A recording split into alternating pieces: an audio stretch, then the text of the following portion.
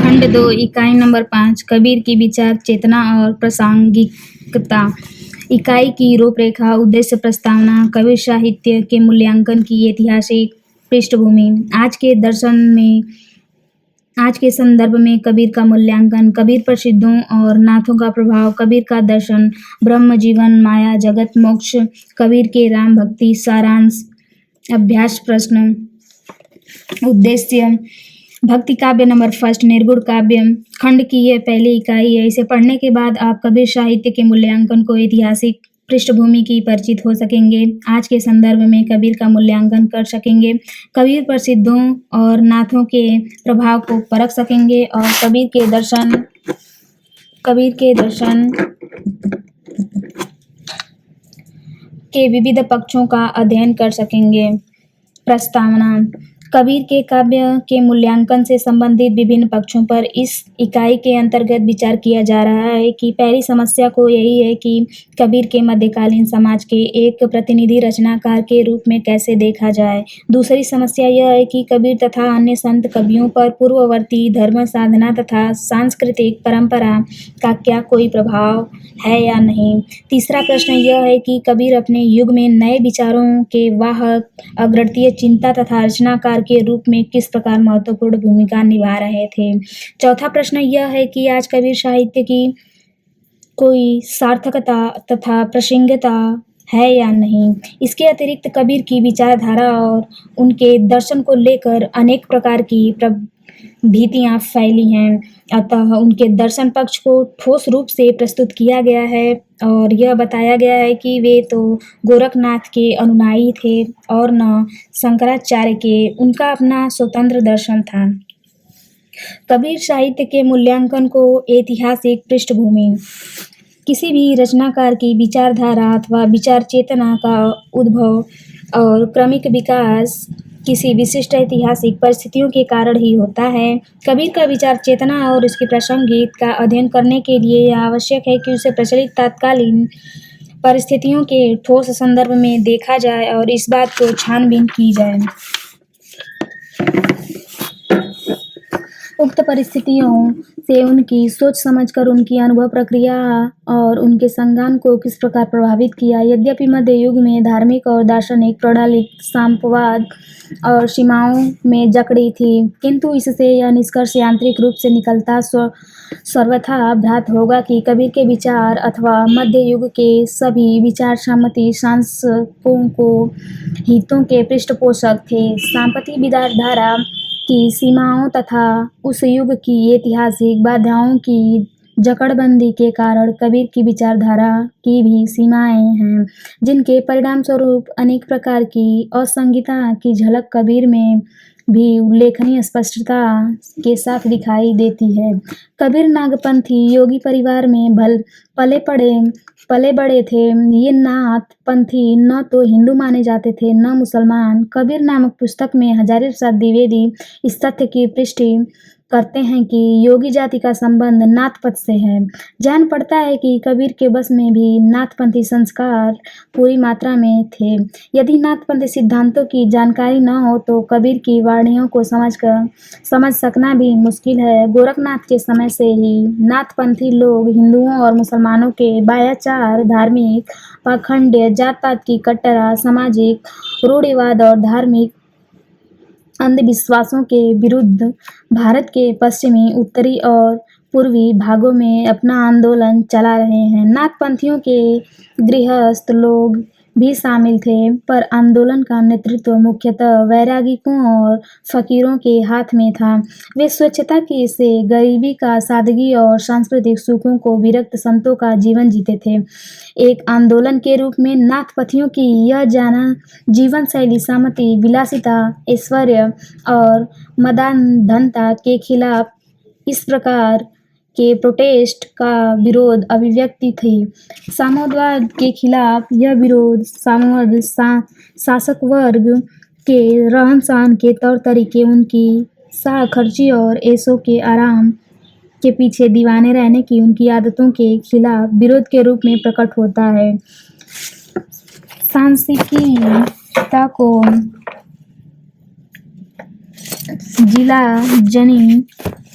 जिला जली देने का यह भावना वैराग्य है कि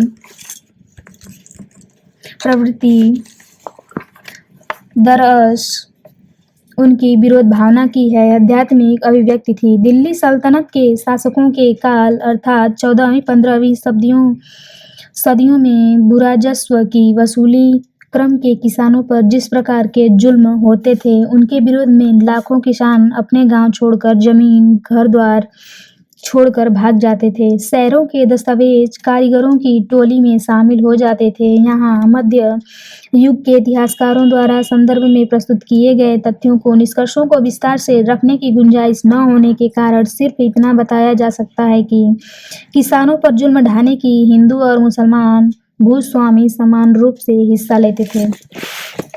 पलटकर विगत इतिहास के इन अध्यायों में गहराई से अध्ययन करने से ही पता चलता है कि सांस्कृतिक सुखों से वैराग्य भी भावना, जीवन की षड्भुकता के बोध पर, जगत के काल का चबेना कहने की प्रवृत्ति, मानवीय समानता की पुकार, हृदय की शुद्धता, धार्मिक रूढ़िवाद का खंडन तथा निर्गुण ब्रह्म की सच्ची प्रीति के पीछे मूलतः देहातों और शहरों के गरीबी साम्यवाद विरोधी चेतना की व्यापक रूप में काम कर रही थी। सिद्धों, नाथों, संतों तथा सूफियों के साहित्य को ऐतिहासिक संदर्भ में ठीक से समझा जा सकता है। मध्ययुगीन साहित्य के रहस्यवाद को समझने की कुंजी यह भी ऐतिहासिक प्रक्रिया की प्रदान करती है, न कि तात्विक चिंतन प्रक्रिया।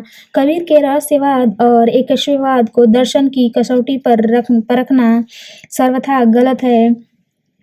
शर्तों सूफी आंदोलनों के संत साहित्य की अंत वस्तु की उसकी वैचारिक चेतना के निर्धारण से निरायण भूमिका निभाई जाती है। इसके साथ महाराष्ट्र के संतों में ज्ञानदेव और नामदेव, हिंदी की निर्गुणिया महाकाव्य के प्रवर्तक कबीर की बड़ी गहराई से प्रभावित किया जाता है। इतिहासकार प्रोफेसर इरफान हबीब के एक लेख लोकप्रिय एकेश्वरवाद ऐतिहासिक विन्यास में कबीर तथा अन्य निर्गुणा संतों के एकेश्वरवाद का विवेचन ऐतिहासिक संदर्भ में किया गया है। प्रोफेसर इरफान की हबीब संत काव्य आंदोलन के एकेश्वरवाद में एक नाटकीय पहलू अर्थात नामदेव, कबीर, रैदास, नानक, दादू आदि का जातियों का रंगसाज जुलाहा, चमार, खाती तथा धुनिया का उल्लेख करते हुए यह बताते हैं कि उत्पीड़ित और दलित सामाजिक तबकों में आए जाते हैं। एकेश्वरवाद समाज की निचली जातियों की आवाज़ बनकर प्रकट हुआ है। कबीर की एकेश्वरवाद के संबंध में वे कहते हैं कि वास्तव में कबीर ऐसे एकेश्वरवाद की स्थापना करते हैं कि जिसके ईश्वर के प्रति पूर्ण समर्पण तो परंतु सारे धार्मिक अनुष्ठानों को नकारा गया है और इस तरह वो कट्टर मुसलमान से बहुत आगे निकल गया। कबीर के लिए ईश्वर में एकारक होने का अर्थ मनुष्य का एक होना ही, इसलिए वहाँ शुद्धता और छुआछूत की प्रथा को संपूर्ण रूप से स्पष्ट शब्दों को नकारा गया है। इस शब्द का इस तरह अनुष्ठानों की अस्वीकार किया गया है। कबीर का एकेश्वरवाद अद्वैत एक भिन्न का विचारधारा है। शंकराचार्य के अद्वैतवाद में जीवन आत्मा की कोई पृथक सत्ता नहीं है। अद्वैत वेदांत का शंकराचार्य द्वारा प्रस्तुत विवेचन शास्त्रीय पुरोहितवाद का ही ऐसा संस्करण था कि जो पुरानी ठहरी हुई सामाजिक व्यवस्था, ब्राह्मणवादी प्रभुत्व और जात पात के भेदभाव को नई परिस्थितियों में बचाए रखना चाहता था।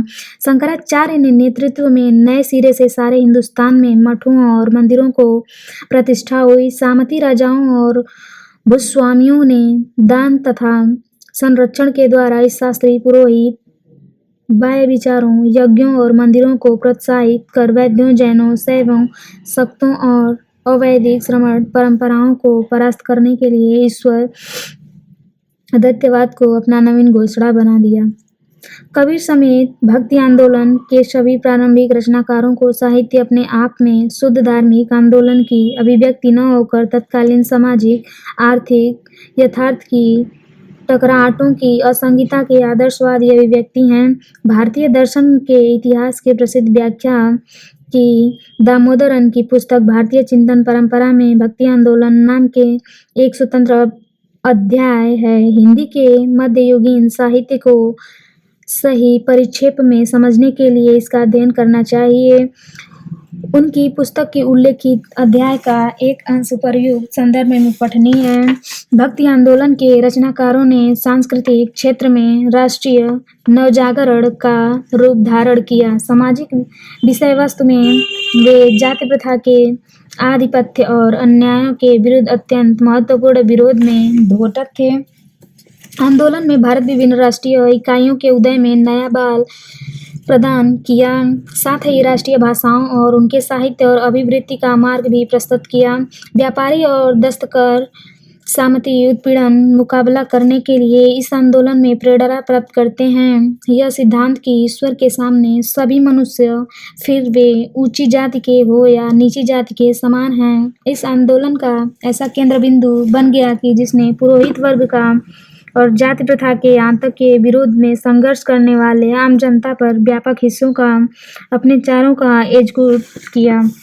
उदीयमान व्यापारी पूंजीवाद के एकदम शुरुआती समय अर्थात 14वीं-15वीं सदी में मनुष्य की समानता, समस्त जनता की एकता, जोर दिया जाना ऐतिहासिक आवश्यकता के अनुरूप एक ऐसा बोध और एहसान है कि जात पात और धार्मिक भेदभाव पर आधारित तुच्छ सामाजिक विभाजनों को समाप्त करना चाहता था। चूंकि ये विभाजन घरेलू राष्ट्रीय बाजार के विकास के रास्ते में बाधा उत्पन्न करते थे, आर्थिक संबंधों में जो रहे परिवर्तन को रोकते थे, वे व्यक्ति गुणों तथा योग्यता को अनदेखा करते थे।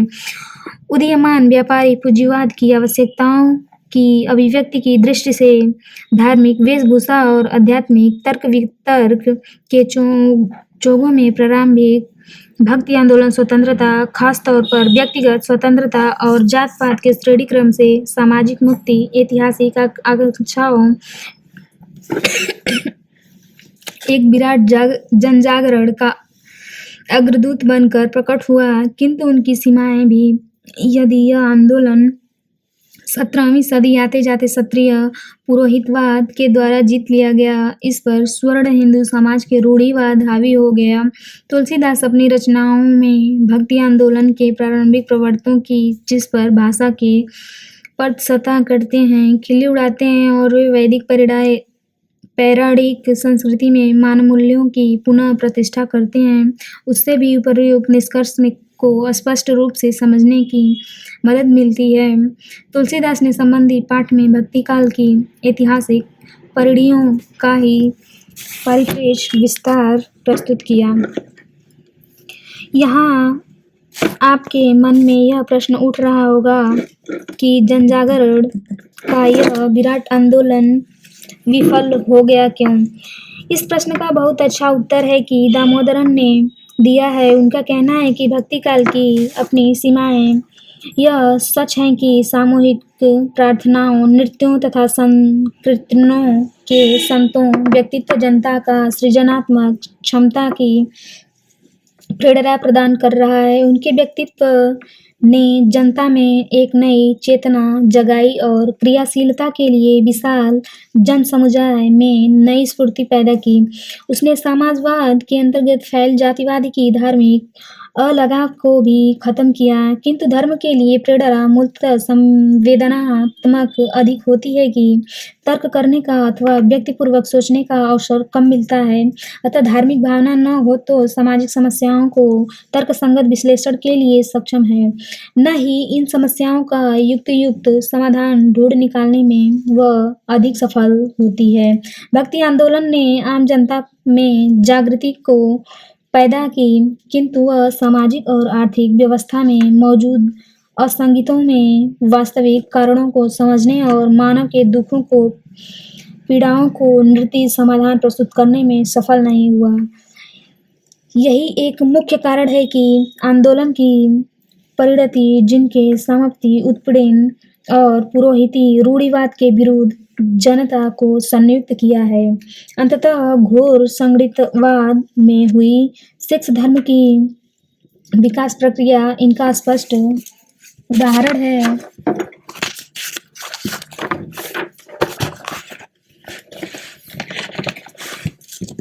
इसकी एक परिणति तुलसीदास में हुई, दूसरी परिणति सिखों के सांप्रदायिक रूढ़िवाद में हुई और तीसरी परिणति रीतिकाल के राधा कृष्ण के बहाने परक्रिय स्त्री के श्रृंगार वर्णन, नायक नायिका भेद और सामंती संरक्षण के उचित दरबारी साहित्य के रूप में हुई।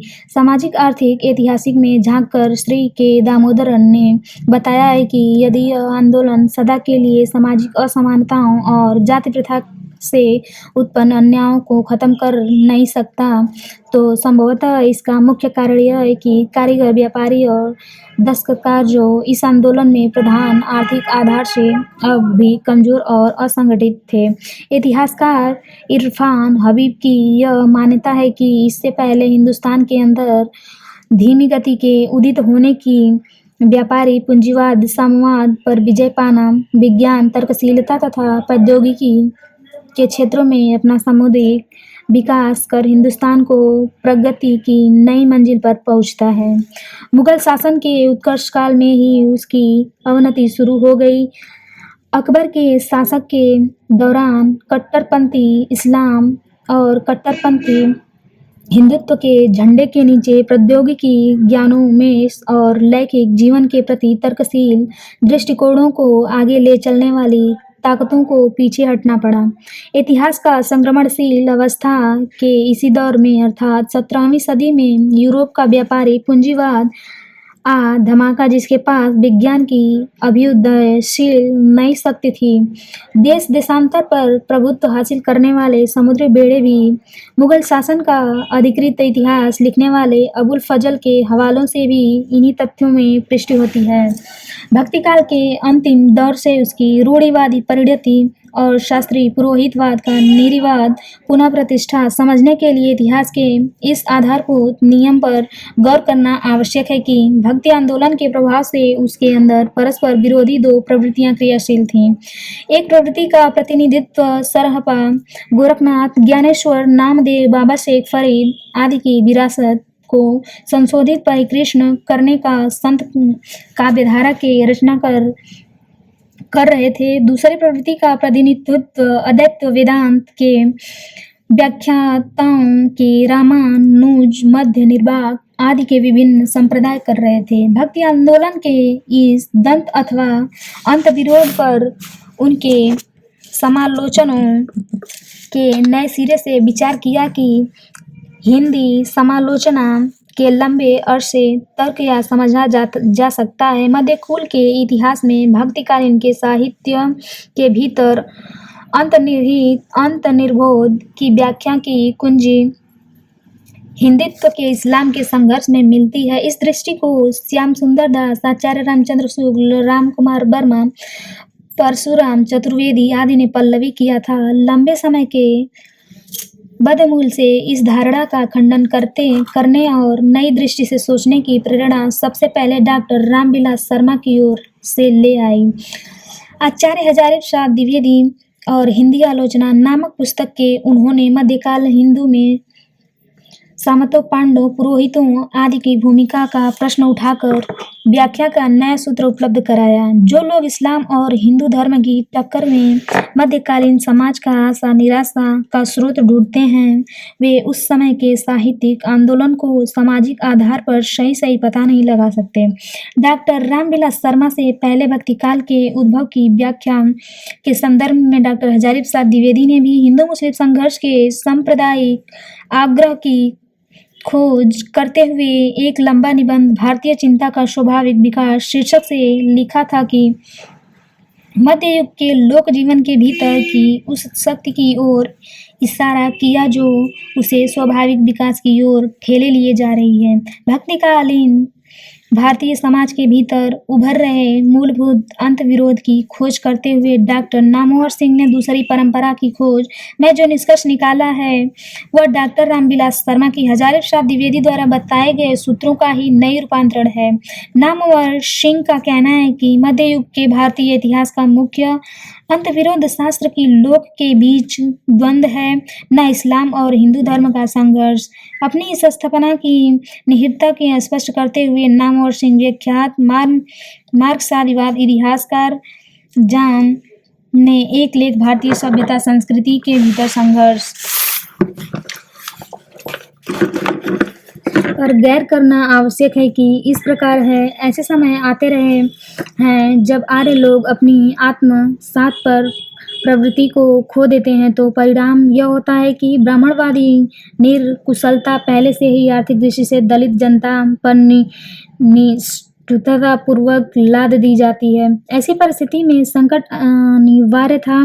दलित जनशक्तियाँ रूढ़िवाद के स्तर के नीचे वेग के संगठित होने लगती थीं और एक खुले विरोध में भूमिका तैयार हो जाती थी। बौद्ध धर्म का प्रारंभिक इतिहास वस्तुतः ऐसा ही था कि जिनसे ब्राह्मणवाद कर्म कांड के विरुद्ध जनव्यापी विरोध का रूप धारण कर लिया।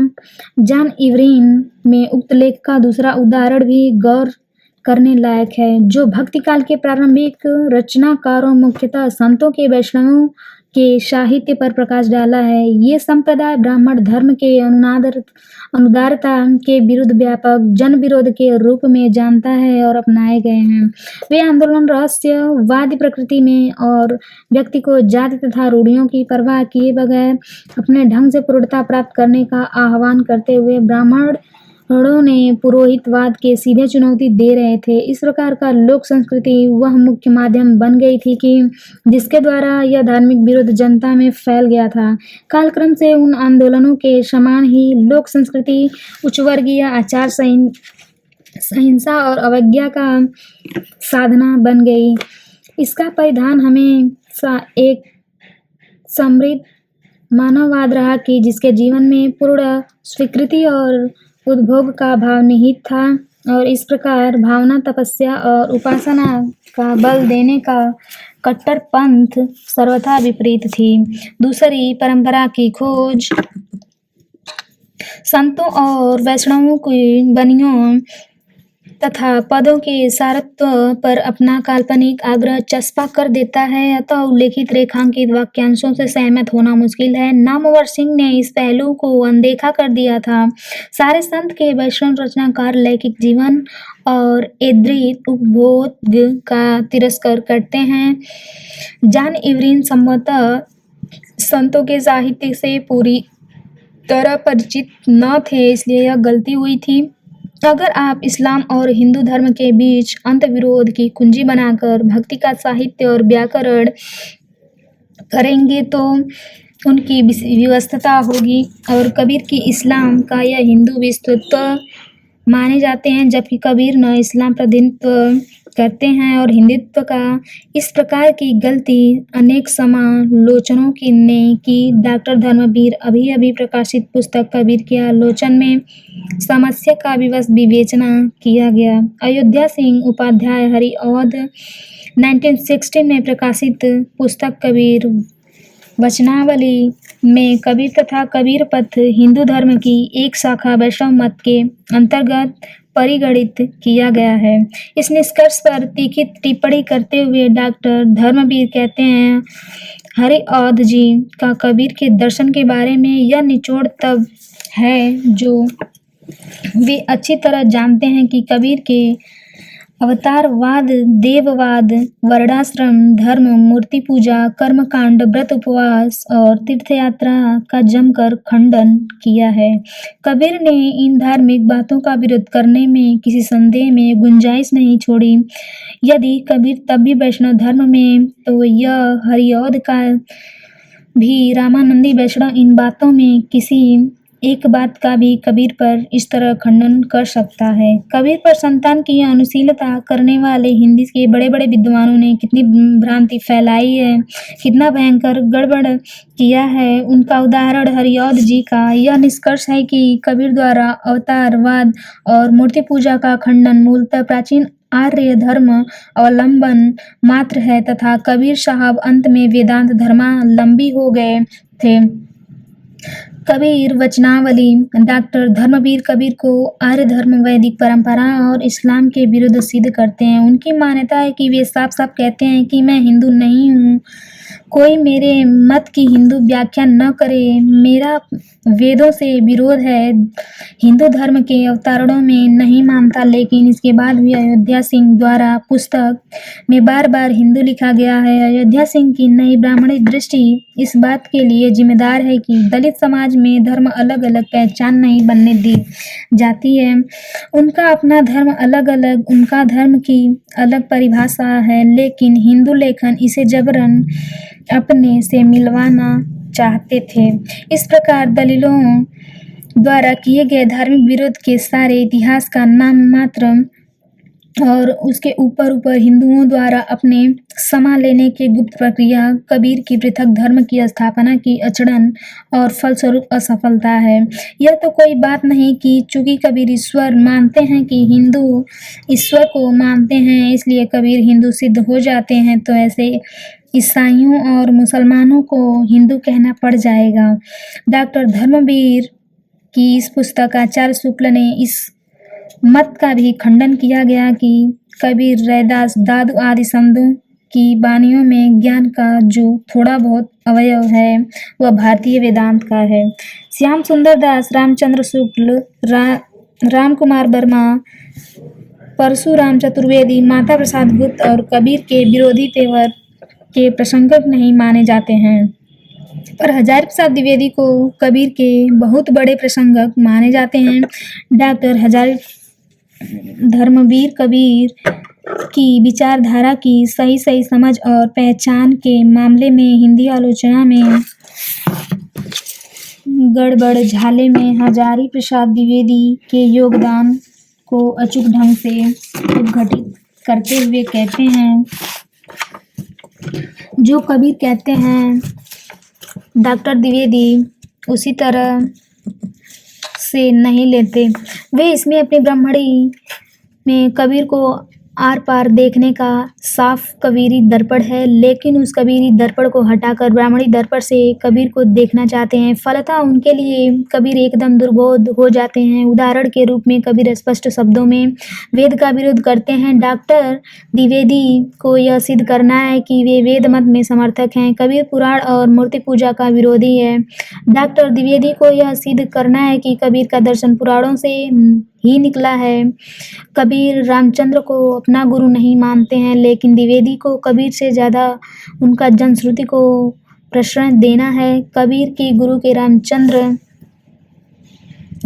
थे। डॉक्टर द्विवेदी वेद, पुराण और रामचंद्र के चश्मों के बिना कबीर को समझने का प्रयत्न करते हैं। उनके लिए कबीर दुबोध नहीं रह जाते।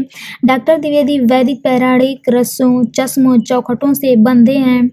अंत में वे कबीर के वेद विरोधी फिसफूट को वैदिक और पौराणिक व्याख्या के बर्तनों में संभाल कर चाह रहे थे। हजारी प्रसाद द्विवेदी ने पुस्तक कबीर से डॉक्टर धर्मवीर में अनेक उदाहरण देकर यह बताया है कि द्विवेदी जी ने वैदिक पौराणिक संस्कृति का चौखटा कितनी गहराई के साथ बदमूल है। उदाहरण के लिए हजारी प्रसाद द्विवेदी ने इस निष्कर्ष को निकाल लिया जा सकता है कि चाहे कबीर साहब को अथवा 15वीं सदी के दूसरे निर्गुणवादी, उन सबके मार्गदर्शक गुप्त रूप से पुराण ही है। हिंदी आलोचना में बदमूल वैदिक पौराणिक विचार दृष्टि से लिपटे मूल्यांकनों का मकड़जाल कबीर साहित्य की समालोचना पर भी फैला हुआ है। इसके मुक्त होकर कबीर पर को सही ढंग से समझा जा सकता है।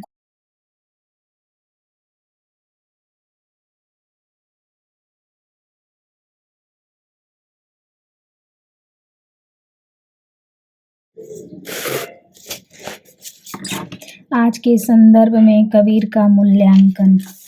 अतीत के अनेक रचनाकारों का कृतित्व साहित्यिक इतिहास और सांस्कृतिक संग्रहालय का मृत अंश बन चुका है, पर कबीर का साहित्य इस प्रकार का अप्रासंगिक और निष्प्राण साहित्य नहीं है। आज की विचारधारात्मक उठापटक और सामाजिक वितरणवाद के बीच अनेक बार कबीर की वाणियों के हवाले दिए जाते हैं, उनकी उक्तियों की सार्थकता बताई जाती है और उन्हें आज के स्वर्ण हिंदूवादी आग्रहों तथा मुस्लिम कट्टरपंथ से लड़ने के लिए बुलावा दिया जाता है। आपको संभवतः यह भी मालूम होगा कि विगत साहित्यिक विरासत के मूल्यांकन, भक्तिकाल के मूल रूप, अतिवृद्धियों की परीक्षा तथा साहित्य के रहस्यवाद की भूमिका को लेकर पिछले 50 वर्षों की हिंदी समालोचना में जितने विवाद हुए हैं, सारे विवादों के केंद्र में कबीर ही रहे हैं। उनके साहित्य पर आचार्य शुक्ल की टिप्पणियों को लेकर कम बहस नहीं रही है। यहाँ तक कि पंडित हजारी प्रसाद द्विवेदी ने कबीर नाम से एक स्वतंत्र पुस्तक ही लिख दी। इसके बावजूद अभी तक विवाद थमा नहीं है। अभी पिछले अरसे में ही नामवर सिंह ने दूसरी परंपरा की खोज नामक पुस्तक के कबीर की पुनः प्रतिष्ठा के रूप में मार्क्सवादी साहित्य समीक्षा को खंगालने का एक विचारोरक्त प्रयास किया है। दरअसल अतीत के क्लासिक साहित्य के मूल्यांकन के संदर्भ में आज की समालोचना के सामने दोहरी समस्या है। उस विषय कालखंड में उक्त साहित्य की ऐतिहासिक भूमिका तथा आज के युगों में युक्त साहित्य की सार्थकता। विगत युग की क्लासिक कृतियों में तत्कालीन संपूर्ण संदर्भों में अर्थवत्ता के हर आयाम का निचोड़ प्रस्तुत करने का दायित्व आलोचना के आगे एक चुनौती की तरह होता है। इसी तरह आज युक्त कृतियों को अपने युगबोध और वर्तमान अर्थात अंतर्विरोधों के हर आयाम के आलोक में पढ़ना होगा। यदि हम क्लासिक साहित्य की विकट अर्थव्यवस्था और वर्तमान सार्थकता के बीच संबंध कायम कर पाएंगे। आलोचना के आगे यह दूसरी चुनौती है। कबीरवाड़ी नामक एक पुस्तक का अभी प्रकाशन हुआ है। इसके संकलनकर्ता संपादक हैं उर्दू के प्रसिद्ध प्रगति शायर अली सरदार जाफरी। इस पुस्तक की भूमिका में सरदार जाफरी की उल्लिखित दोनों संदर्भों का अपना विवेचन प्रस्तुत करते हुए कहा है कि कबीर की वाणियों में दिखावटी धर्म से विरोध और वास्तविक धर्म के प्रचार का क्रांतिकारी पहलू यह था कि उसमें मध्य युग के मनुष्य आत्म प्रतिष्ठा, आत्मसम्मान और आत्मविश्वास दिया और मनुष्य को मनुष्य से प्रेम करना सिखाया। संतों और सूफियों के पास उतनी ताकत तो थी नहीं कि वे उस अन्याय और अत्याचार के खिलाफ लड़ सकेंगे जिनका केंद्र शाही दरबार और अमीरों के महल थे। इसलिए उन्होंने उनकी तरफ से बड़े तिरस्कार के साथ मुंह फेर लिया और संतोष और धीरज का उपदेश दिया। संतोष का अर्थ वैराग्य नहीं था बल्कि बादशाहों, दरबारियों और अमीरों के विमुख होकर व्यापार और शारीरिक श्रम में रोजी कमाना था, जिसका आदर्श कबीर ने पेश किया था। उस युग में व्यापार को राज सेवा के मुकाबले को तुच्छ समझा जाता था। इसलिए व्यापार और शिल्प की आमदनी पर संतोष करना और ईश्वर का उपकाश मानते हुए जीवन व्यतीत करना ही सबसे बड़ा संतोष था। कबीरवाड़ी विगत युग के कबीर की कृतित्व का सारत्व प्रस्तुत करने के बाद सरदार जाफरी ने आज के युग संदर्भ में अपना महत्व इस प्रकार रखा है। हमें आज भी कबीर ने नेतृत्व की जरूरत है, उस रोशनी की जरूरत है जो संत के दिल में पैदा हुई थी। आज दुनिया आज़ाद हो रही है। विज्ञान की असाधारण प्रगति से मनुष्य का प्रभुत्व बढ़ा दिया है। उद्योगों ने उसके बाहुबल में वृद्धि कर दी है। मनुष्य सितारों पर कदमें फेंक रहा है, फिर भी वह तुच्छ है, संकटग्रस्त है, दुखी है। वह रंगों में बांटा हुआ है, जातियों में विभाजित है, उसके बीच धर्मों की दीवारें खड़ी हुई है, संपादकीय द्वेष है, वर्ग संघर्ष के तलवारों खींची हुई है। जातियों, धर्मों, वर्गों आदि में विभाजित समाज की संकटग्रस्ता के समय कबीर का साहित्य प्रासंगिक हो जाता है। चूँकि मध्ययुगीन समाज के लगभग ऐसी ही चुनौतियों और उथल-पुथल के बीच उन्होंने महान ऐतिहासिक भूमिका निभाई थी। कबीर युग संधि के उस काल में उत्पन्न हुए थे जब भिन्न भिन्न धर्म साधनों और सामाजिक विचार प्रवृत्ति के बीच अंतहीन टकराहट का सिलसिला शुरू हो गया था। हजारी प्रसाद द्विवेदी के अनुसार कबीर युग संधि के ऐसे ही चौराहे पर उत्पन्न हुए थे। वे मुसलमान होकर भी असल में मुसलमान नहीं थे। वे हिंदू होकर भी हिंदू नहीं थे, वे साधु होकर भी योगी नहीं थे, वे वैष्णव होकर भी वैष्णव नहीं थे, ये योगी होकर भी योगी नहीं थे। वे कुछ भगवान की ओर से ही सबसे न्यारे बनकर भेजे गए थे। वे भगवान के नृसिंहावतार की मानव प्रतिमूर्ति थी। हिंदी साहित्य, उसका उद्भव और विकास पृष्ठ। कबीर के संबंध में हजारी प्रसाद द्विवेदी ने निम्नलिखित उदाहरण के अक्षर पर चर्चा की जाती है। कबीरदास ऐसे ही मिलन बिंदु पर खड़े थे जहाँ से एक और हिंदुत्व निकल जाता है, दूसरी ओर मुसलमानत्व जहाँ की एक और ज्ञान निकल जाता है, दूसरी ओर अशिक्षा जहाँ एक और योग मार्ग निकल जाता है, दूसरी ओर भक्ति मार्ग जहाँ एक और निर्गुण भावना निकल जाती है, दूसरी ओर सगुण साधना। उसी प्रशस्त चौराहे पर वे खड़े थे। वे दोनों ओर देख सकते थे और परस्पर विरुद्ध दिशा में गए मार्गों को गुणसूत्र उन्हें स्पष्ट दिखाई दे जाते थे। कबीर ने शास्त्रीय ग्रंथों और पोथिकों के ज्ञान में पूर्णतः अस्वीकार कर दिया था, चूँकि यह पुराना ज्ञान मनुष्य के बीच स्वाभाविक प्रेमपूर्ण संबंध के रास्ते में अवरोध बन गया था। सारे धार्मिक मतवादों, साधना बत्तियों, उपास मार्गों, कर्म कांडों और भायाचार्यों का खंडन पर आत्मचेतना, आत्मत्व, अंत साक्षात्कार, मनुष्य की आत्मा की निर्मलता और मानवीय सद्भाव की सहायता से नए लोक धर्म के रूप में प्रतिष्ठित करने के लिए संघर्ष चला रहे थे। जनसाधारण की भाषा में वे नई विचारधारा का प्रचार कर रहे थे। अहंकार से मुक्ति, सदाचार के पालन और इंसानी रिश्ते में आपसी प्यार की नई नैतिकता का वे पाठ पढ़ा रहे थे। डॉक्टर राजकुमार वर्मा की दृष्टि से कबीर के धर्म और जीवन में कोई भेद नहीं रहने दिया। जीवन के सात्विक अभिव्यक्ति की धर्म का सोपान है। जिस धर्म के लिए जीवन की स्वाभाविक और सात्विक गति और मति में परिवर्तन करना पड़े, उसे हम धर्म की संज्ञा नहीं दे सकते। हिंदी साहित्य द्वितीय खंड संपादक धीरेन्द्र वर्मा एवं ब्रज नए मानववाद की स्थापना के लिए यह अद्भुत प्रकार का आंदोलन था। सभी धर्मों, सभी पंथों, सभी मत माताओं में खारिज करके वे एक तत्व पर जोर दे रहे थे, जिसे कुछ विद्वान एकेश्वरवाद की संज्ञा देते थे, कुछ विद्वान अद्वैतवाद के नाम से अभिहित करते हैं कि कुछ लोग निर्गुणवाद कहते हैं। यह अनुभव पर आधारित नया ज्ञान था, अतः अनेक विद्वान कबीर के मत को ज्ञान मार्ग की संज्ञा देते थे। एक तत्व का शास्त्रीय ग्रंथों, धार्मिक आडंबरों और मनुष्य के अहंकार के कारण पर्दा पड़ा हुआ था। पुराने ज्ञान और आडंबर और अहंकार से मुक्त होकर ही उस एक तत्व को पाया जा सकता है। हरी है खांड रे तुम ही बिखरी, हाथ चुनी न जाए, कही कबीर गुरी भली बुझाई, किटी होई न खाए।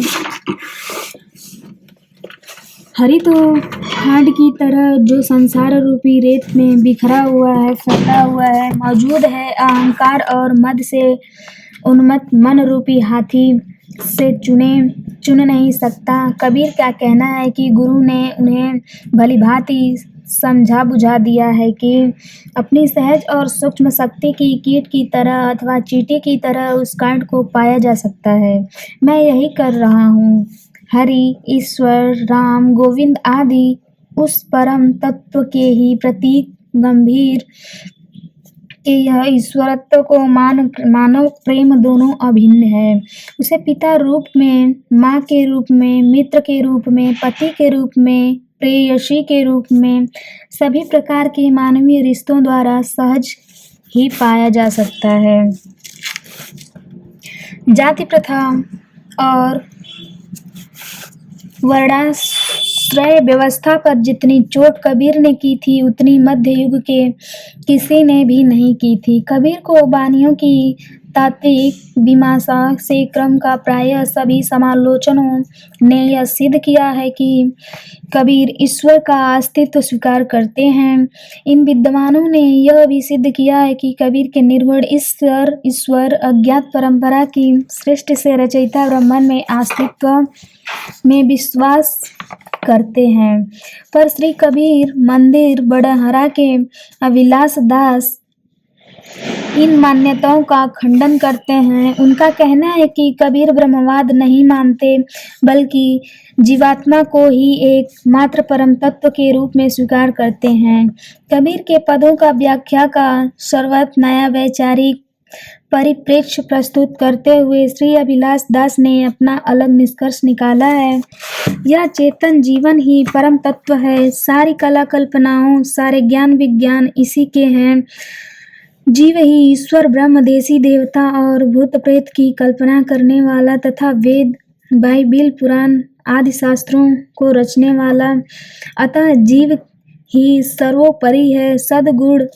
सदगुरु पहला ही रैमनी में कहते हैं, एक जीव कितु कहूँ बखानी, अर्थात एक जीव ही सत्य है, मैं विशेष वर्णन करके क्या करूं।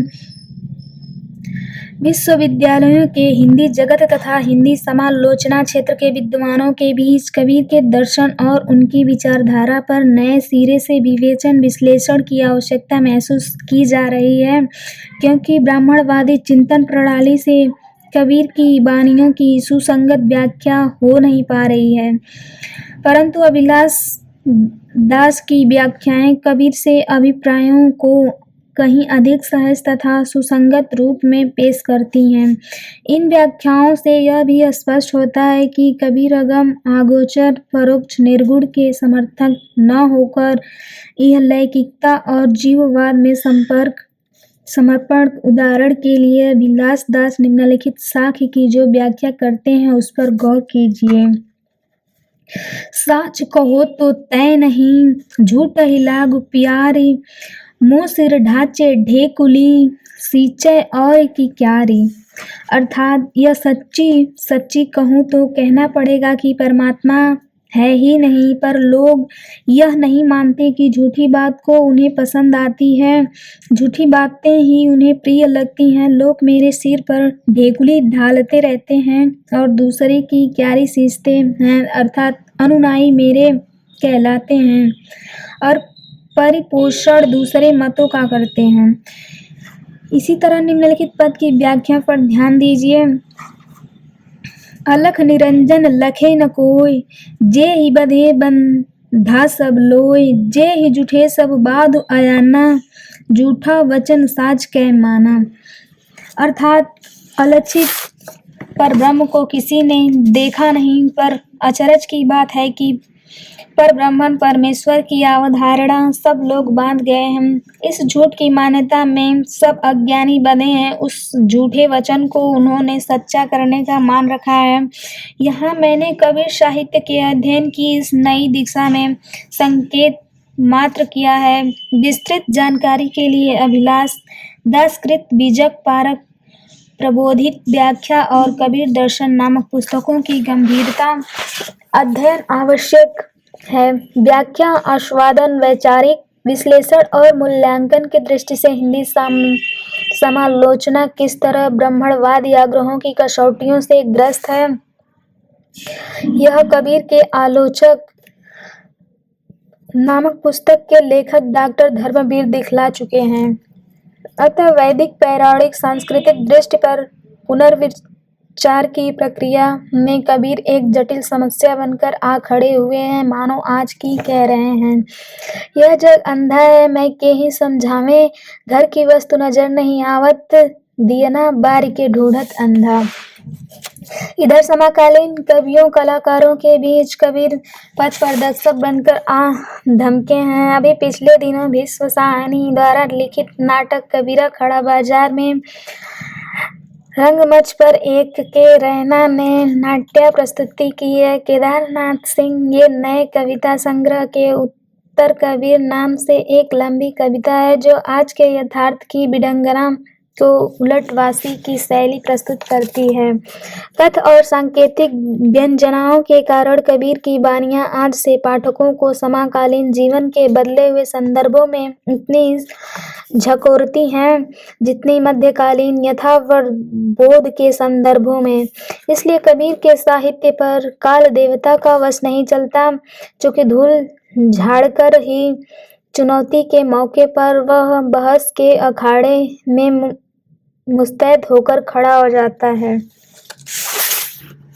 कबीर पर सिद्धों और नाथों का प्रभाव। कबीर की वाणियों की काव्यार्थक बुनावट पर तथा उनकी विचारधारा पर सिद्ध साहित्य, नाथपंथी योगियों की साहित्य और मराठी संत कवियों में ज्ञानेश्वर तथा नामेश्वर की साहित्य का गहरा प्रभाव पड़ा। कबीर ही नहीं बल्कि संत साहित्य 8वीं-9वीं सदी में चली आ रही है विभिन्न अवैधिक साधना पद्धतियों में काफी कुछ ग्रहण करता है, पर अपनी विचारधारा का स्वतंत्र रूप से विकास करता है। इसलिए यह भ्रम हम सबको नहीं होना चाहिए कि कबीर की विचारधारा नाथपंथ की नकल मात्र है, उसका अपना स्वतंत्र स्वरूप है।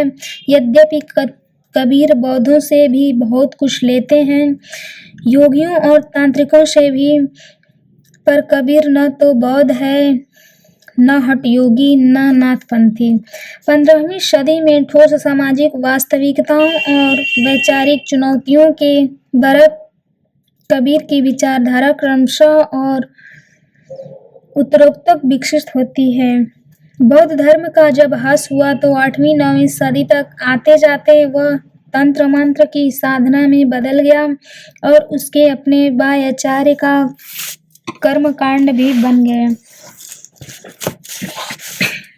ब्रजयान और महायान नामक शाखाओं में विभक्त यह भिक्षुओं के साधना संबंधी पदों में किया जाए सहज शून्य की अवस्था का समाधि और भाव दशाओं का वर्णन मिलता है। इसे साहित्य में 84 सिद्धों का साहित्य कहा जाता है। हजारी प्रसाद द्विवेदी ने शब्दों में सिद्ध साहित्य के पदों की योजना पर प्रकार के ऊपर से उससे कुत्सित लोग विरुद्ध प्रकट हो या परस्पर विरोधी अनर्थक बातें प्रतीत हो, किंतु साधना के रहस्य नामक शब्दों से जानकारी प्राप्त होने पर साधना विशुद्ध अर्थ स्पष्ट हो जाए। हिंदी साहित्य।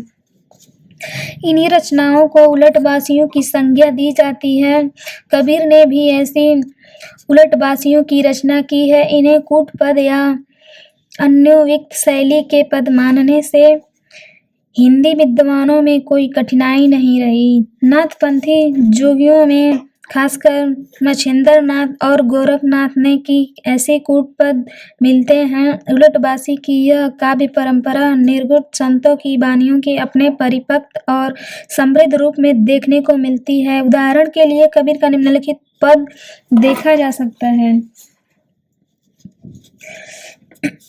एक अचंभव देखा रे भाई, ठाडा सिंह चरावे गाई, पहिले पूत पीछे भई माई, चेला के गुरु लगे न पाई, जल की मछरी तवती ब्याई, कुत्ता को ले गई बिलाई, बैलही डारी गौन गरी आई, घोड़े चढ़ी भैंस चरावत जाई, ताली करी शाखा ऊपरी करी मूल, बहुत भांति उड़ लागे फूल, कहे कबीर न पद को बुझे, ताको तीनी हूँ त्रिभुवन सुझे। कबीर कहते हैं कि हे भाई, मैंने एक अचंभा देखा कि सिंह खड़ा होकर गाय चरा रहा है। पहले पुत्र हुआ, पीछे माता हुई, गुरु शिष्य के पैर छूता है, जल के विचरने वाली मछली पेड़ के ऊपर बच्चा देती है, बिल्ली कुत्ते का शिकार कर उठा ले जाती है, अनाज की थैली बैल को बाहर छोड़कर घर वापस आ जाती है, बैठकर उसे चुराने जा रही है, पेड़ की शाखा जमीन के अंदर नीचे और जड़ ऊपरी की तरफ है, फूल डालों और ठानियों पर नहीं लगते बल्कि जड़ों से खिले हुए हैं। कबीरदास कहते हैं कि जो रहस्य को समझता है उस तीनों लोकों के ज्ञान में साक्षात्कार हो जाता है। इस पद पर यह ऊपरी अर्थ है पर उलटबासी के रूप में इनकी व्यंजना भिन्न है। कबीर कहते हैं कि जीव ने इंद्रियों को वशीभूत कर लिया, सिंह गाय को चरा रहा है। सिद्धि प्राप्त करने के बाद आत्मतत्व स्वयं जीवात्मा तक पहुंच जाता है। गुरु स्वयं शिष्य के पैर छूता है। मूलाधार के स्थित कुंडलियों उत्थित होकर सूक्ष्मता मार्ग में ब्रह्मण रद अर्थात गगन मंडल में पहुंचकर ज्ञान को जन्म देती है। अर्थ यह है कि विषयों मुक्त बही मूर्ख प्रवृत्ति अंत मूर्ख प्रवृत्ति के नियंत्रण में आ जाती है। बिल्ली कुत्ते को दबोच लेती है। साधक की सिद्धावस्था के मन में अनाज की थैली गोनी अविवेक बैल का चैतन्य घर और ले जाता है। सिद्धावस्था की इंद्रियों की सवारी निर्जित वृत्ति द्वारा हो जाती है, अर्थात इंद्रियां निग्रह वृत्ति के नियंत्रण में आ जाती है। मनुष्य के शरीर का रचना ही ऐसी है कि मूल जड़ मस्तिष्क के ऊपर रहता है और शाखाएं नाड़ी मंडल नीचे। साधना की सिद्धावस्था के शरीर के मूल अर्थात चैतन्य का ब्रह्म रथ में मस्तिष्क के आनंद में फूल खिले रहते हैं। कबीर कहते हैं कि सिद्धावस्था में इस तरह रहस्य को जो जान लेता है उस तीनों लोकों का ज्ञान साक्षात्कार हो जाता है। मूल शब्द में श्लेष है और संपूर्ण पद में रूपा काशीवेद अलंकार है। आपने ध्यान दिया होगा कि इस पद में किस तरह उल्टा पुल्टा बयान किया गया है। आपने इस बात पर भी गौर किया होगा कि कहना कुछ चाहते हैं और कहते कुछ और ही हैं। उटपटांग ढंग से वर्णन की इस कला में मूल मतन ढका हुआ रहता है, यानी मुख्य आशय पारिभाषिक पदों पर प्रकृति के व्यंजना व्यवहार द्वारा ही प्रकट होता है। सुषुम्ना नाड़ी मंडल ब्रह्मरथ साधना सिद्धावस्था विषय शक्ति इंदिरा आनंद आत्मत्व जैसे पारिभाषिक पद तांत्रिकों योगियों सिद्धों नाथों और संतों में समान रूप से प्रचलित है। ये सभी संप्रदाय इनका समान अर्थ करते हैं, अतः साधना संबंधी शब्दों को कुछ प्रतीकों के साथ संयुक्त करके नए अर्थ की व्यंजना में इस्तेमाल में लाया जाता है। उलटबासी की यह शैली शरदपाद गोरखनाथ और कबीर के समान रूप से मिलती है। कबीर तथा अन्य संतों ने सहज समाधि के आनंद के क्षणों की अभिव्यक्ति के कुछ नई उद्भावना की जाए तो नाथों की सिद्धि से पदों में नहीं मिलती है। अनुभव साचा अर्थात सहज बच्चों ने अनुभव ज्ञान की कसौटी पर मूल्यतः निर्गुणिया संत कबीरों ने विकसित किया है कि परम तत्व के एकाकार होने की साधना के लिए अभिव्यक्ति के लिए स्त्री पुरुष प्रेम पिता पुत्र प्रेम माँ बेटे की प्रेम रूपक के अलावा दास्य भाव की प्रेम भक्ति के साचे की उपयोग किया गया है। इसके अतिरिक्त साधन की तुलना सुर से करते हुए रूपों की भी साधना के कठिन मार्ग का बतलाया गया है। जब बजे जुझाकर बाजा तब कायर उठी उठी भाजा कोई सूर लड़े मैदाना जिन मार किया घमसाना जग बाद सकल हरियारा गुर ज्ञान खो खंडन समारा जब बस कियो पांचों थाना तब राम भया मिहर न बाना। जाति प्रथा सामाजिक भेदभाव धार्मिक कर्मकांड मूर्ति पूजा वाह्याचार छुआछूत यज्ञ वेद पुराण पंडित पुरोहित आदि की तीखी आलोचना यद्यपि सिद्धों और नाथों को वाणियों से भी मिलती हैं, पर एक व्यवस्थित वैचारिक सांचे में कबीर की वैदिक पौराणिक संस्कृति के सभी पहलुओं में आक्रमण की नई अभिव्यक्ति प्रणाली का प्रवर्तन किया है, जिसे बाद में प्रवर्तित संतों पर कबीर पंथी रचनाकारों और भी समृद्ध किया। दलीलों की एक अनुभव या सहज लोक शैली का विकास मध्यकालीन संत काव्य की सर्वोपरि विशेषता है। यद्यपि बाद में निर्गुण के कंठन में सूरदास के भ्रमण गीत और तुलसीदास के रामचरितमानस ने भी इस शैली का अपने ढंग से विकास किया गया है, पर सीधी मार करने वाली जुबान और तर्क शक्ति का जैसा अखंडपन संतों की वाणियों में मिलता है, वैसा अन्यों की रचनाओं में फिर उपलब्ध न हो सका। इस प्रसंग में यहाँ विस्तार पूर्वक विवेचन की गुंजाइश नहीं है। कबीर भी भाषा को व्यक्त शक्ति पर चर्चा के क्रम में विस्तार से अपना अध्ययन कर पाएंगे। हजारी प्रसाद द्विवेदी, राजकुमार वर्मा आदि विद्वानों की मान्यता है कि कबीर आदि संत कवियों पर सिद्धि का उतना ही प्रभाव पड़ना जितना नाथ पंथ के माध्यम से आ सकता था। इन विद्वानों ने नाथों के संतों के साहित्य को आमने सामने रखकर भी प्रमाणित किया है कि दोनों के बीच बड़ा गहरा संबंध है।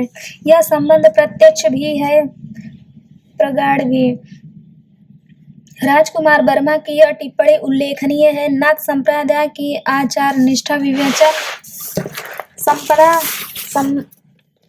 संपन्नता, अंधविश्वास को तोड़ने की उग्रता और परंपरागत कर्मकांडों की निर्भरता संत संप्रदाय की सिद्धि चली आई। अनेक प्रसंगों की उनकी अभिव्यक्ति में सामान्य है। हिंदी साहित्य द्वितीय खंड, संपादक धीरेन्द्र वर्मा, प्रकाशन भारतीय हिंदी जिस उल्लेखनीय पुस्तक में एक अध्याय एक तौर पर संत काव्य की एक विवेचना प्रकाशित हुई है। मेरा सुझाव है कि इन्हें आप सब लोग ध्यान से अवश्य ही पढ़ेंगे। यह सुविधा के लिए राजकुमार वर्मा द्वारा लिखित इस विवेचना का एक और अंश प्रस्तुत कर रहा हूँ। यह निर्विवाद रूप से कहा जा सकता है कि संत काव्य में प्राचीन वैदिक साहित्य की उपेक्षा की गई है और दृष्टिकोण के संत काव्य पर विचार किया जाए तो ज्ञात होगा कि इसका दृष्टिकोण बौद्ध धर्म के दृष्टिकोण के अनुरूप ही है, जो शब्दावली तक वैदिक धर्म में संघर्ष करता रहा। यदि बौद्ध धर्म के विकास का इतिहास देखा जाए तो स्पष्ट हो जाएगा कि संत काव्य बौद्ध साहित्य में परंपरा ही अनुप्राणित हुआ होगा। बौद्ध साहित्य से वैपुलवाद या मायावान का विकास हुआ। मायावान का मंत्रयान, मंत्रयान से ब्रजयान और तांत्रिक बौद्ध धर्म से परिणत हुआ। इसी ब्रजयान की प्रक्रिया में नाथ संप्रदाय का विकास हुआ और नाथ संप्रदाय के प्रेरणामूलक तत्वों को ग्रहण कर संप्रदाय अवतरित हुआ। यह देखा जा सकता है कि इस विकास की प्रक्रिया में बौद्ध धर्म से लेकर नाथ संप्रदाय तक जो जो जीवन के तत्व मनोभावों की धरातल पर उभर सके उन सब का समाहार संत संप्रदाय में हुआ। बौद्ध धर्म के शून्यवाद से लेकर नाथ संप्रदाय के लोग तक ब्रजयान के सिद्धों का संगा, भाषा की उलटबाजियों से लेकर नाथ संप्रदाय के अद्भुत भावना तक संत काव्य के विचार सारणी पोषित हो सकी। बौद्ध धर्म से प्रेरित इस विचारधारा के विकास से ही यह संभव हुआ कि संत काव्य समस्त वैदिक परंपरा है उन कर्मकांडों का विरोध कर सका जो कालांतर वैष्णव धर्म से भक्ति के साधन थे। इसलिए अवतार, मूर्ति, तीर्थ, व्रत, माला आदि संत संप्रदाय को ग्राह्य नहीं हो सके जो कर्मकांड के प्रतीक बने हुए हैं। दूसरी ओर शून्य काया तीर्थ, सहज समाधि योग जिसके अंतर्गत इड़ा, पिंगला, नाड़ियां, षटचक्र, सहस्रदल, कमल, चंद्र और सूर्य का जीवन स्वाभाविक और अंत श्रद्धा और रागात्मिक वृद्धि का प्रधानता सत काव्य में हो सकी।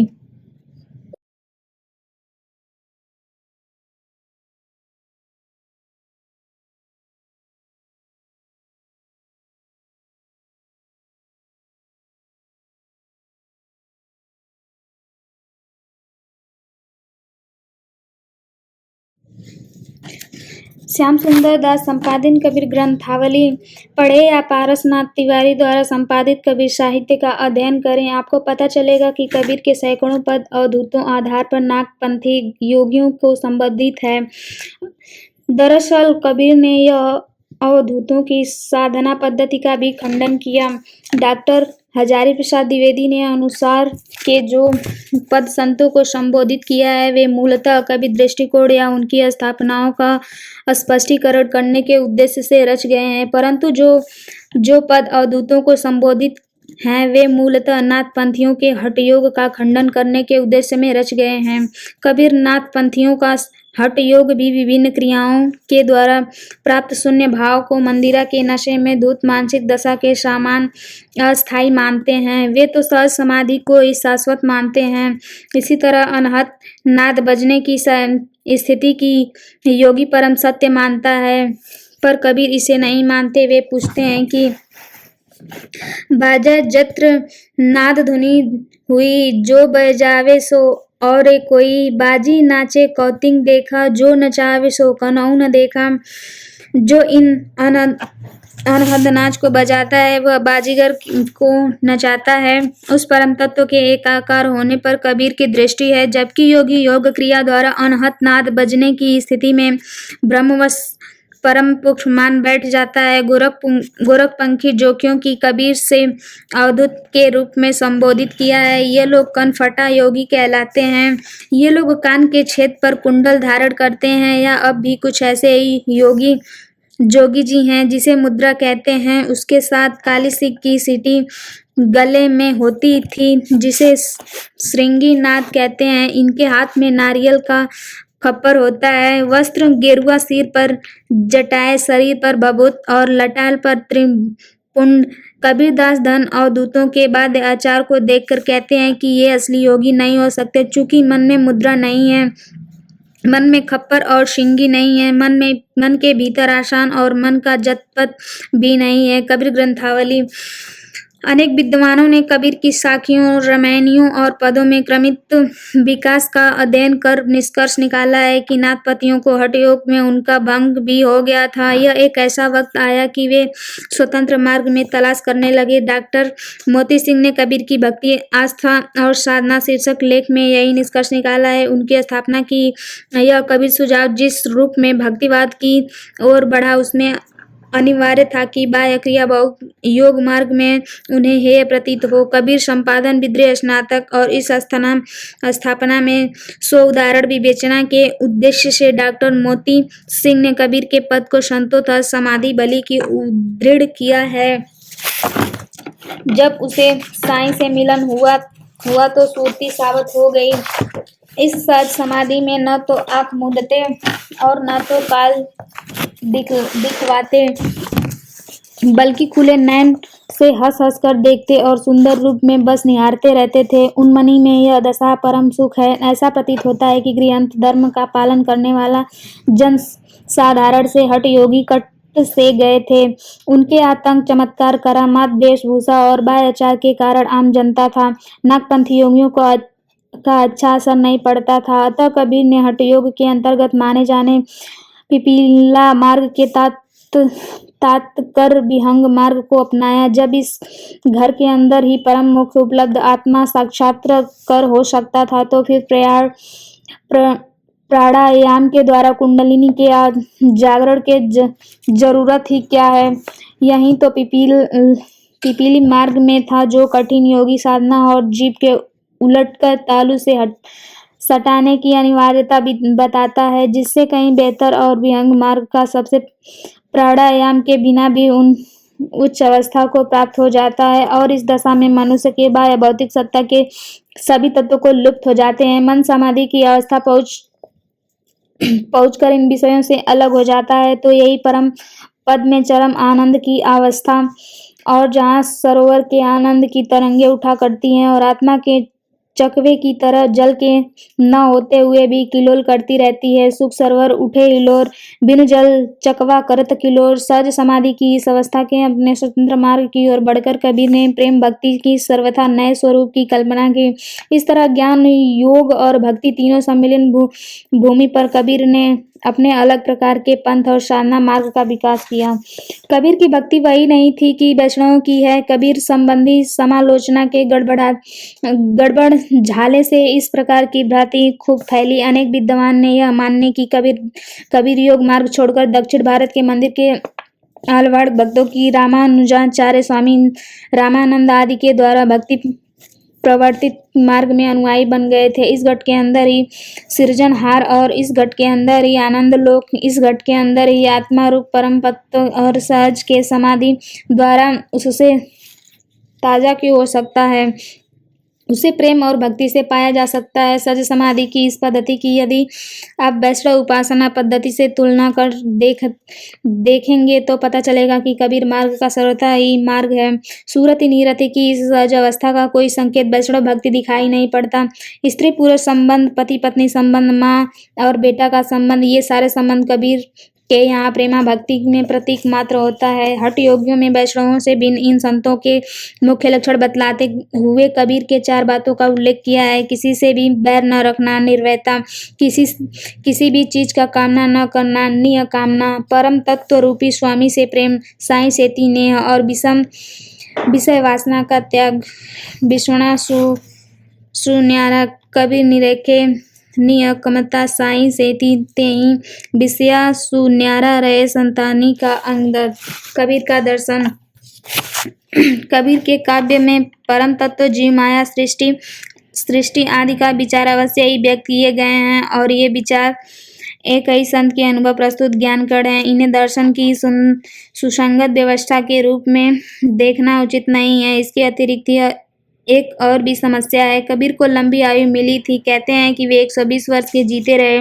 अगर इसे जनश्रुति मानकर ढाल भी दे तो इतना अनुमान करना सहज है कि कम से कम 75 से 80 वर्ष तक की उम्र उन्होंने अवश्य ही पाई होगी।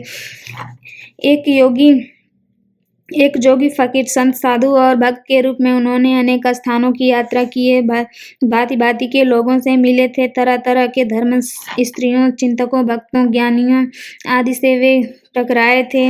इसी लंबी प्रक्रिया में कबीर के विचारों का भी निरंतर परिष्कार हुआ होगा। निरंतर परिवर्तन, संशोधन का आत्मशोधन से सिले से इनकार नहीं किया जा सकता। ऐसी स्थिति में कबीर दास के द्वारा रचित प्रारंभिक वाणियों को विचार दृष्टि से, प्रौढ़ावस्था में रचित वाणियों को विचार दृष्टि से तालमेल बिठा पाना मुश्किल होगा। कबीर की वाणियों में दिखाई पड़ने वाला विरोधाभासों और परस्पर विरोधी दृष्टिकोणों को हिंदी के विद्वानों ने प्रायः नजरअंदाज किया है कि इससे भ्रांतियां बढ़ी हैं। वस्तुतः कबीर साहित्य को देखने वाली असंगतता के कारण भी यही है कि प्रारंभिक विचारों का अतिक्रमण कर वे निरंतर विकसित होते रहे हैं।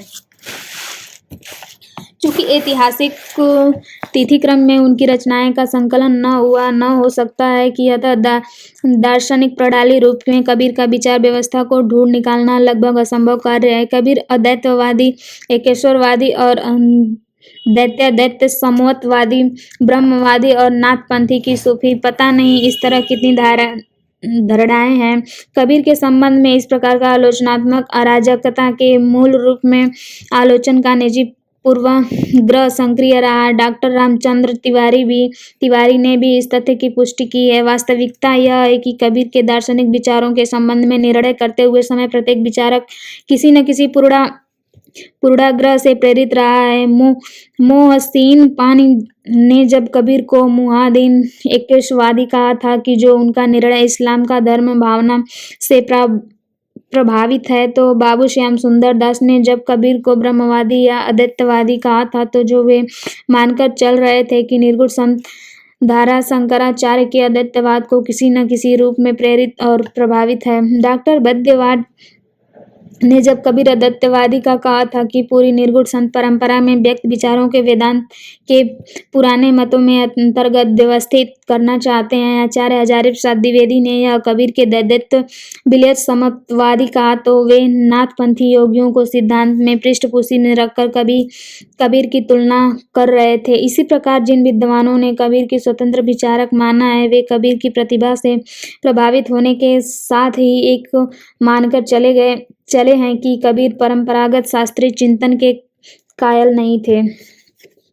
कबीर को किसी विशिष्ट धार्मिक साधना के मन पोषण या किसी एक दार्शनिक धारा के समर्थक के रूप में देखने के आग्रह को छोड़कर सीधे विभिन्न विषयों पर उनके विचार में समझने का प्रयत्न ज्यादा आवश्यक है। अतः सबसे पहले ब्रह्म, उनके विचार को हम देखें तो इसके बाद अन्य विषय क्रमानुसार आएगा। ब्रह्म, कबीर के काव्य में ब्रह्म एक है, उसका कोई रूप, कोई आकार, कोई व्यक्तित्व नहीं है। वह रूपातीत, गुणातीत है। वह न तो सद्गुण है न निर्गुण है, दोनों से परे है।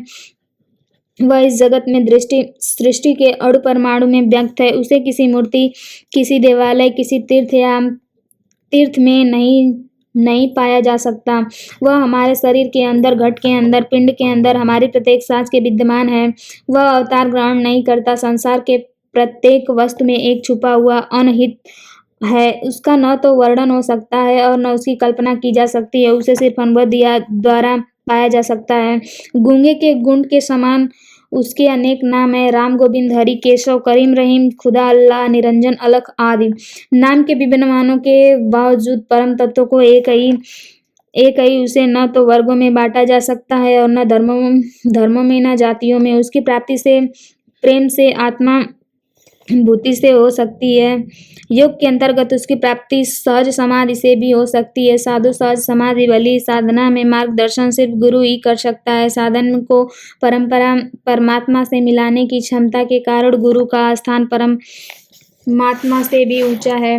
जिन विद्वानों ने यह मान लिया है कि कबीर ब्रह्म शंकराचार्य के अद्वैत वेदांत वाले ब्रह्म है, अर्थात संपूर्ण जगत के ब्रह्म परिव्याप्त हैं, उन्हें कबीर के इन पदों पर ध्यान देना चाहिए। कबीर पूछते हैं कि पंडित सोदी कहो समुझाई, जाते आवागमन नसाई, अर्थ धर्म और काम मोक्ष कहूँ कौन दिशा बसे भाई। उत्तर का दक्षिण, पूर्व की पश्चिम, स्वर्ग पताल की माई, बिना गोपाल ठौर नहीं कतहूँ, नर्ग जात तो काहीं।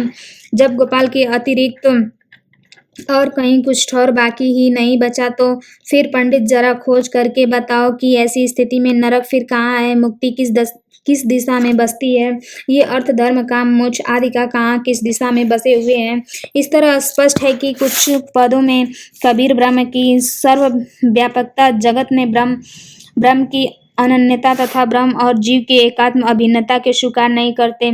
तत्मस्ती उपदेश देने वाले अद्वैत ब्रह्मवाद का वे अनेक स्थलों पर खंडन करते हैं। इसे पता चलता है कि दर्शन के स्तर पर कबीर के काव्य असंगीता और विरोधाभास भी है। जीव, कबीर जीव और ब्रह्म के पृथक अस्तित्व को स्वीकार करते हैं। अनेक पदों में यह संकेत दिया गया है कि माया के खेल के कारण दोनों अलग हो गए हैं। यह माया ही एक ही है जो अविद्या, मोह, पास, विषयासक्ति आदि के द्वारा भी अज्ञान का पर्दा डाल देती है। कबीर कहते हैं कि सौ तो दो जाड़ा, जय जाहू तो एक, रात्रि के अंधेरे में अर्थात अज्ञान में वश होने के कारण ब्रह्म और जीव अलग अलग प्रतीत होते हैं। अलग ज्ञान हो जाने पर ही इस घट अंतर सृजनहार को पाया जा सकता है। ज्ञानोदय की दशा जीव आत्मा ब्रह्म का अंश हो जाती है। कहू कबीर इहु राम को असु, अज्ञान की दशा में यह जीव हृदय का जीवन सीमावृद्ध होता है। ज्ञानोत्तर की दशा में बेहद का जीव असीम के अनुरूप होता है। इसी हद के जीव में सांस्कृतिकता और विषयासक्ति में लीन जीव को संबोधित करते हैं। जागिरे जीव जागिरे। माया ब्रह्म की ही एक सृष्टि है। उसकी दो शक्तियां हैं, आवरण और विपेक्ष। आवरण शक्ति से वह सत्य को ढूंढ लेती है और विपेक्ष शक्ति से भक्ति उत्पन्न करती है।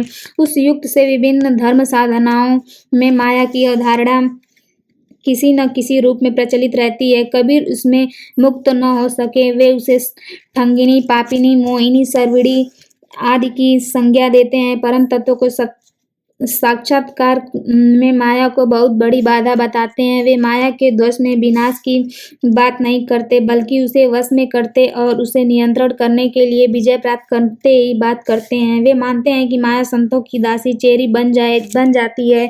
कबीर माया दासा संत की ऊंची भी। आशीष कबीर काव्य में माया निरंजन की शक्ति है। ब्रह्मवास में जो माया है, पिंड में ही कुंडली है। कुंडलिनी को ही माया माना गया है और आद्या शक्ति माना गया है। माया रूपी नागिन को फुफकार में, प्रवण ध्वनि में, कबीर के पदों में प्रवण की महिमा खूब गई है।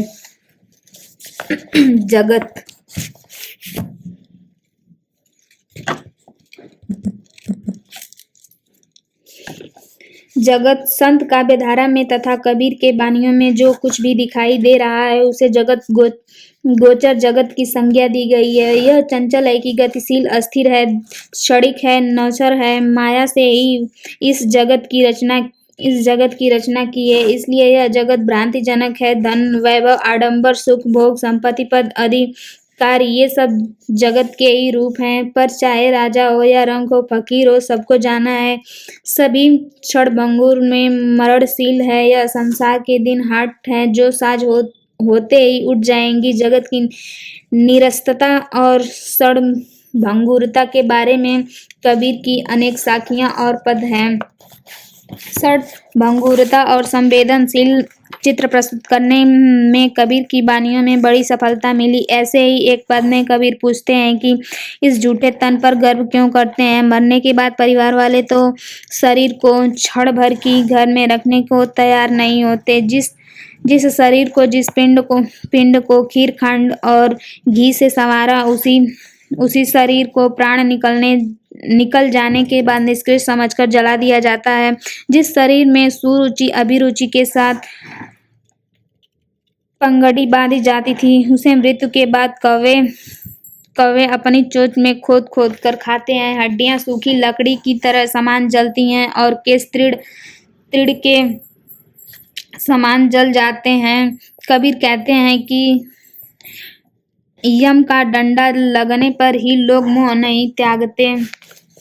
झूठे तन को क्या करवावे, मरे तो पल भरी रहन न पावे। खीर खांड गृप पिंड सवारा, प्राण गए लय बाहरि जारा। जी हिसीर रुचि बाधत पांगा, सो चिरु चंचु संवार इकांगा। हाड़ जरै जैसे लकड़ी झुरी, केस जरै जैसे तृण के कुरी। कहे कबीर न अजन हुन जागे, जम का इंड मुंड मही लागे। इस जगत की सृष्टि में संबंध कबीर के मान्यता का विवेचन करते हुए अक्सर सांख्य, अद्वैत वेदांत, शैव दर्शन, तंत्र साधना और योग दर्शन के प्रभाव की चर्चा की जाती है। कुछ एक वाणियों की अल्लाह के नूर से सारे संसार दृष्टि का उल्लेख होने के कारण कभी इस्लाम में प्रभाव का ही उल्लेख किया जाता है कि कबीर ने इस संसार में सृष्टि का स्वरूप समझाते हुए सत्व, रज, तम इन तीनों गुणों का त्रिगुणात्मक प्रकृति का जिक्र किया है और आकाश, वायु, अग्नि, जल एवं पृथ्वी नामक पंच तत्वों की भी बात की है। सांख्य दर्शन में इन तत्वों के अनश्वर माना गया है, जबकि कबीर की वाणियों में इन तत्वों को नश्वर माना गया है। नहीं ब्रह्मणि पिंडी पुण्य चाही, पंचवत भी नहीं। इस प्रसंग में कबीर के दर्शन पर कबीर मीमांसा नामक पुस्तक के लेखक रामचंद्र तिवारी निष्कर्ष यथोचित प्रतीत होता है कि सांख्य की शब्दावली का प्रयोग करते हुए भी कबीर ने सांख्य की दृष्टि से संसार को नहीं देखा और यही स्थिति अन्य दर्शनों को भी। कबीर ने तो अद्वैत दर्शन की दृष्टि से संसार को देखा है, न शैव, शाक्त, तंत्र और योग की दृष्टि से। शब्दावली में इन दर्शनों के पारिभाषिक शब्दों को उपस्थित के कारण ही भ्रांति होती है। मोक्ष कबीर ने इस मादाकृत संसार में अवशक्ति नहीं रखते, अतः प्रवृत्ति मार्गी नहीं माने जा सकते, तो उन्हें आमतौर पर निर्वृत्ति मार्गी माना जाता है। मोक्ष की धारणा एक विचारूढ़ी के रूप में प्राचीन काल से ही चली आ रही है कि कबीर इस धारणा में सर्वग्रासी आतंक से मुक्त न थे। कबीर ने भी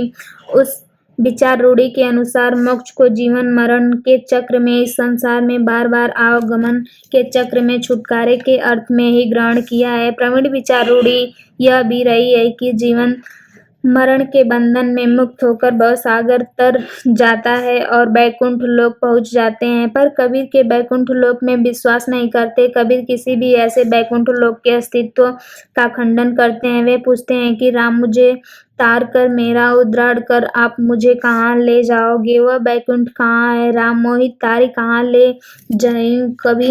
कबीर की दृष्टि में सांसारिक विषय वासनाओं से विमुख होना ही जीव का मुक्ति है, जीव का मोक्ष है। कबीर जीवन मृत्यु है, रहते जगत की कबीर के राम।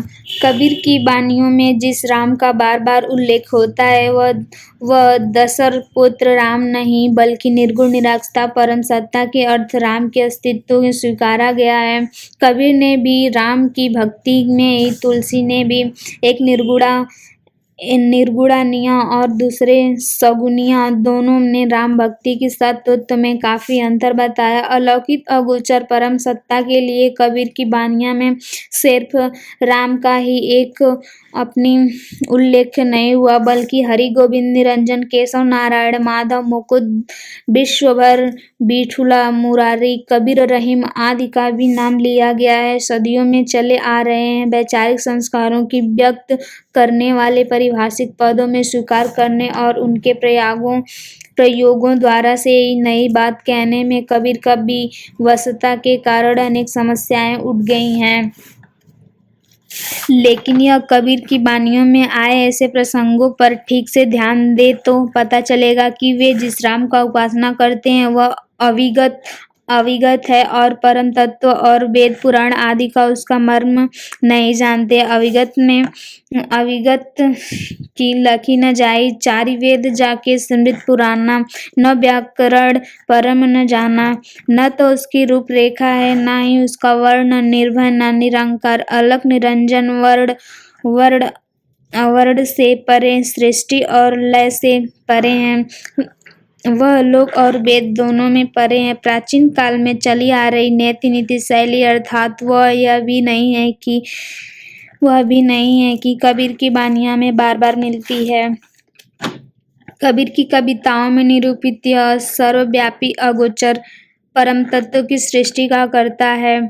बीजक की एक रामायणी में उन्होंने यह बताया है कि परमात्मा ने स्वयं कुंभकार की भांति सृष्टि की है। गुरु ग्रंथ साहित्य में संग्रहित पर पद में वे इस परम तत्व की बाजीगर बताते हैं कि कबीर के निर्गुण राम कृपालु है, भक्तों के करुणा निधान है, दुख भंजन और प्रतिपालन है। डॉक्टर हजारी प्रसाद द्विवेदी ने भी यह स्वीकार कर लिया कि कबीर तत्व दृष्टि से अद्वैतवादी नहीं थे और उनके निर्गुण राम में और वेदांतियों में पारिभाषिक निर्गुण ब्रह्म में मौलिक भेद है। भक्ति कबीर निर्गुण निराकार अरूप अगोचर परम सत्ता या राम के भक्त थे। परम प्रश्न यह है कि अरूप और निर्गुण भगवान भक्ति का विषय कैसे हो सकता है। भगवदीश्य प्रेम को ही भक्ति कहते हैं। भक्ति के लिए अपने उपास्य के प्रति अनन्य भावना होनी चाहिए, बिना शर्त उत्सर्ग के भावना, आत्मसमर्पण। कबीर की वाणियों में यह अनन्य भावना का इस सीमा तक ही वे कहते हैं कि हे गुसाई, मैं तो तुम्हारा गुलाम हूँ, मुझे बेच दो, सारा तन मन धन और तेरा है और तेरे लिए ही है। राम ही गाहक और राम ही सौदागर कबीर को तन्मय से न्यौछावर कर अपने को राम पर कुर्बान कर चुके हैं।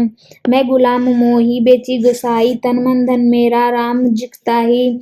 आन कबीरा हाटि उतारा, सोई गायक सोई बेचनिहारा। बेचे राम को राखे कौन, राखे राम को बचे कौन। कबीर के पदों में अनन्य प्रेम भावना की अभिव्यक्ति रति श्रृंगार के रूपों के माध्यम से भी हुई है।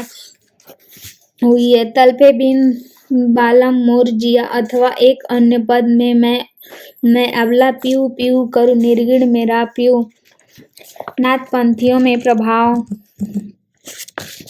में मुक्त होने के बाद कबीर ने भक्ति की प्रीति में दामत्व वाले रूपकों में प्रेम अनन्यताओं के विव्यंजता की है। उसके अतिरिक्त सहज समाधि का एक नया रामात्मक क्षेत्र भी चुना है जो जोगियों की समाधि से भी भिन्न प्रेम पगी सूरत नीरति थी। ऐसी प्रतीत होती है कि कबीर की सृजनात्मक पौड़ परिपक्व रूप में जीवन अंतिम समय में नया रूप ग्रहण कर रही थी। इस दृष्टि से साधो सहज समाधि भली जयपद रागात्मक व्यंजना की दृष्टि से अंगूठे और रचना शिल्प की दृष्टि से भी नई उद्भावना में प्रमाण की है। इस पद में ज झेलो सोई परिक्रमा, त खुले नैन पहचानो, हंसी हंसी सुंदर रूप निहारो जैसी सुंदर अभिव्यक्तियां हैं। कबीर ने नाथपंथियों में प्रभावों का अतिक्रमण कर जब अपना स्वतंत्र विकास किया, तभी प्रेम के बादल की वर्षा से उनकी आत्मा को अंतर तक भीग गया। प्रेम और भक्ति के आर्द्र सैकड़ों पर जो उनके जीवन काल के अंतिम दिनों की रचना प्रतीत होते हैं, इन्हीं पदों में भक्ति ने नया स्वरूप उभारता है। इस भक्ति में रहस्यवादी की साधनात्मक रहस्यवाद से भिन्न रूप में देखना और समझना चाहिए। कबीर की भक्ति वैष्णव का नवधा शक्ति से भी भिन्न है। उपास्य के रूप में संकेत प्रतीकात्मक मात्र होने पर नवधा भक्ति से उसका अंतर स्पष्ट हो जाता है। रामकुमार वर्मा ने धीरेन्द्र वर्मा और ब्रजेश्वर वर्मा और संपादित हिंदी साहित्य के एक दूसरे खंड का संत काव्य विस्तार पूर्वक विवेचन किया है।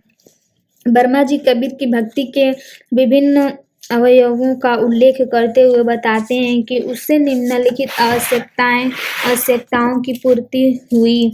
ब्रह्म को रूप और गुण में समित न करते हुए उसे प्रतीकों द्वारा मानसिक धरातल पर लाने की सफलता, प्रेम के माध्यम से आडंबर और कर्मकांड में आवश्यकता दूर करना, अशिक्षित और अर्धशिक्षित जनता के हृदय में ब्रह्म की अनुभूति उत्पन्न करने के लिए विविध संबंधों में अवतारों और गुरु, राधा, पिता, माता, स्वामी, मित्र और पति के रूपों के सहारे उससे नए कट्ठ स्थापित करना। सूफी मत ने प्रेम तत्व और वैष्णव धर्म के भक्ति तत्व में मिलाकर हिंदू और मुसलमानों के बीच सांप्रदायिकता दूर करना, विश्वव्यापी प्रेम के विश्व धर्म स्थापना करना जिसमें वर्ग भेद और जाति भेद के लिए कोई स्थान नहीं है। इस प्रेम के माध्यम में आत्मसमर्पण की भावना को जागृत करना, जिसमें पति पत्नी के प्रेम की पूर्णता से रहस्यवाद की व्यवहारिक परंपरा का सूत्रपात हो। इस तरह स्पष्ट है कि कबीर की भक्ति में सभी मनुष्यों के लिए समानता की भावना है। इसमें किसी भी बाह्याचार या धार्मिक कर्मकांड को स्थान नहीं दिया गया है। यह भक्ति ईश्वर के दरबार में सबकी समानता, एकता की पक्षधर है। सारांश: इस इकाई में आपने कबीर की विचार चेतना और प्रासंगिकता का अध्ययन किया है। किसी भी रचनाकार की चेतना का उद्भव और विकास किसी विशिष्ट ऐतिहासिक परिस्थिति के कारण ही होता है। कबीर अपने युग में प्रगतिशील विचारक और समाज सुधारक थे। उन्होंने किसी भी विचारधारा या दर्शन का अनुसरण नहीं किया। वे वैदिक संस्कृति के चौखटों के बाहर थे, यथार्थवादी स्रष्टा रचनाकार थे। कबीर समेत भक्ति आंदोलन के सभी प्रारंभिक रचनाकारों का साहित्य अपने आप में शुद्ध धार्मिक आंदोलन की अभिव्यक्ति न होकर तत्कालीन सामाजिक आर्थिक यथार्थ में टकराहटों और असंगतियों की आदर्शवादी अभिव्यक्ति है। कबीर ने शास्त्रीय ग्रंथों और पोथियों के ज्ञान पूर्णतः अस्वीकार कर दिया था कि कबीर के प्रेम भक्ति में सर्वथा नए स्वरूप की कल्पना की। इस तरह ज्ञान, योग्य, भक्ति और इन तीनों सम्मिलन भूमि पर कबीर ने अपने अलग प्रकार के पंख और साधना मार्ग का विकास किया। कबीर की भक्ति में अपने मनुष्यों के लिए समानता की भावना है कि इसमें किसी भी ब्रह्माचार का धार्मिक कर्मकांड को स्थान नहीं दिया गया। कबीर के यहाँ ईश्वर तत्व के मानव के प्रेम दोनों अभिन्न है। कबीर का साहित्य आज भी प्रासंगिक है। जातियों, धर्मों, वर्गों आदि में विभाजित समाज की संकटग्रस्तता के समान कबीर का साहित्य प्रासंगिक हो जाता है।